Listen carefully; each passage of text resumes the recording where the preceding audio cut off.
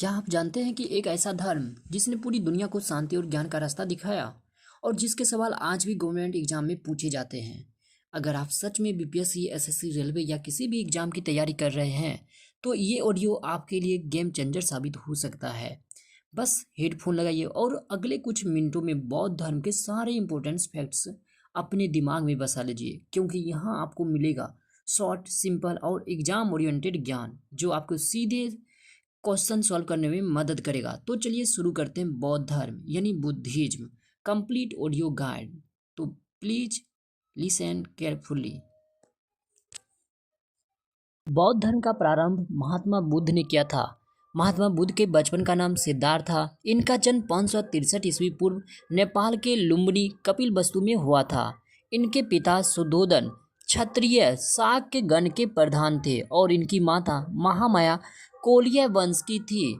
जन्म के 7 दिन बाद महामाया की मृत्यु हो गई और इसके बाद इनकी मौसी गौतमी ने इनका पालन पोषण किया और गौतमी इनकी सौतेली माँ भी थी। और हमारे गौतम बुद्ध का विवाह 16 वर्ष की अवस्था में यशोधरा नामक अति सुंदर स्त्री से हुआ। और दोस्तों आप ध्यान रख सकते हैं कि यशोधरा को कई नामों से भी जानते हैं, गोपा, बिंबा या भदक्षणा। और इनके पुत्र का नाम राहुल था, यानी गौतम बुद्ध के पुत्र का नाम राहुल था। सिद्धार्थ यानी गौतम बुद्ध को कई नामों से जानते हैं, जैसे कनक मुनि, शाक्य मुनि, तथागत भी कहते हैं। और हाँ, और इन्हें एशिया का ज्योतिपुंज अर्थात लाइट ऑफ एशिया भी कहा जाता है। दोस्तों जब ये एक दिन अपने राज्य में नगर भ्रमण के दौरान ये 4 अवस्थाओं से गुजरे, यानी कि गरीब, बीमार व्यक्ति, वृद्ध व्यक्ति सब तथा एक सन्यासी को देखा, जिसके कारण इनके मन में वैराग्य अर्थात गृह त्याग की इच्छा उत्पन्न हो गई और ये 29 वर्ष की आयु में अपना गृह त्याग दिए। और इसे बौद्ध धर्म में महाभिनिष्क्रमण कहा जाता है। अर्थात गौतम बुद्ध ने जो गृह त्याग किया यानी कि वैराग्य अपनाया, उसको हम बौद्ध धर्म में महाभिनिष्क्रमण कहते हैं। इन्हें आलार क्रम के सांख्य दर्शन तथा रुद्रक्राम से योग दर्शन की शिक्षा ग्रहण किए। अर्थात हमारे महात्मा बुद्ध ने आलार कलाम से सांख्य दर्शन की शिक्षा लिए और रुद्रक राम से योग दर्शन की शिक्षा ग्रहण किए। और इसके बाद महात्मा बुद्ध अपने 5 मित्रों के साथ सारनाथ के मृगदाव वन में तपस्या करने लगे। 6 वर्षों तक कठोर समस्या किए।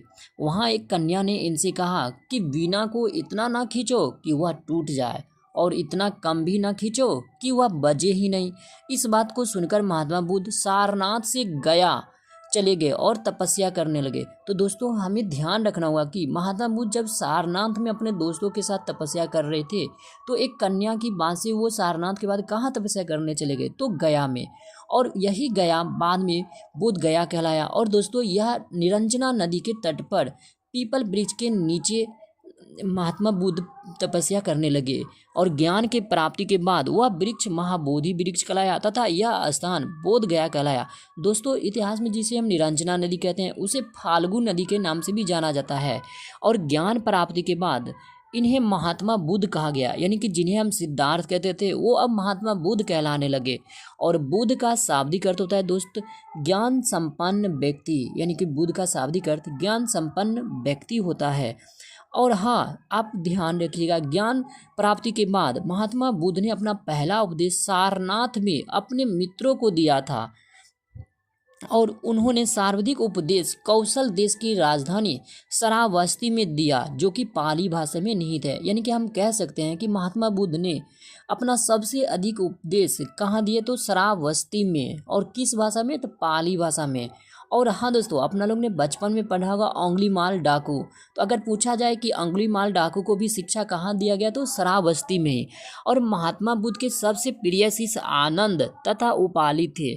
और आनंद के कहने पर महात्मा बुद्ध ने महिलाओं को बौद्ध संघ में प्रवेश की अनुमति वैशाली में दी। यानी कि दोस्त हम याद रख सकते हैं कि सर्वप्रथम महात्मा बुद्ध ने महिलाओं को बौद्ध संघ में प्रवेश की अनुमति किनके निर्णय पर दिए थे या किनके कहने पर दिए थे, तो आनंद के कहने पर। और वो जगह कौन सा था, वैशाली। उन्होंने कहा कि अब बौद्ध धर्म ज़्यादा दिन तक नहीं चलेगा। बौद्ध धर्म अपनाने वाली पहली महिला गौतमी और दूसरी महिला अम्रपाली थी। और बौद्ध धर्म अपनाने वाला पहला पुरुष तपप्यु और मल्ली था। कौन था? तपप्यु और मल्ली था। महात्मा बुद्ध ने कहा कि मेरे उपदेशों को अंधविश्वास के रूप में मत मानो, बल्कि इसे तर्क के आधार पर अपनाओ। तो दोस्तों अभी तक मैंने एक छोटा सा हिंट दे रहा हूँ कि जो बहुत बार प्रश्न पूछा जाता है कि बौद्ध धर्म अपनाने वाली पहली महिला कौन थी? गौतमी। और दूसरी महिला कौन थी? आम्रपाली। और पहला पुरुष कौन था? तपप्यु और मल्ली था। और महात्मा बुद्ध के सबसे प्रिय शिष्य कौन थे? आनंद और उपाली थे। और किनके कहने पर महात्मा बुद्ध ने महिलाओं को बौद्ध संघ में प्रवेश देने की अनुमति दी? तो आनंद के। और कहाँ? वैशाली में। चलो दोस्तों अब शुरू करते हैं बहुत सुंदर सा कि महात्मा बुद्ध कहते थे कि यदि कोई इच्छा अधूरी रहेगी तो वह पुनर्जन्म का कारण बनेगी। पुनर्जन्म से छुटकारा पाने के लिए इच्छा को मारना पड़ेगा। इस क्रिया को उन्होंने मोक्ष कहा है। महात्मा बुद्ध अपना उपदेश पाली भाषा में देते थे। महात्मा बुद्ध ने अपने अनुयायियों को 10 ऐसी बात करने से मना किया था जिसे सील कहते हैं। Thank you.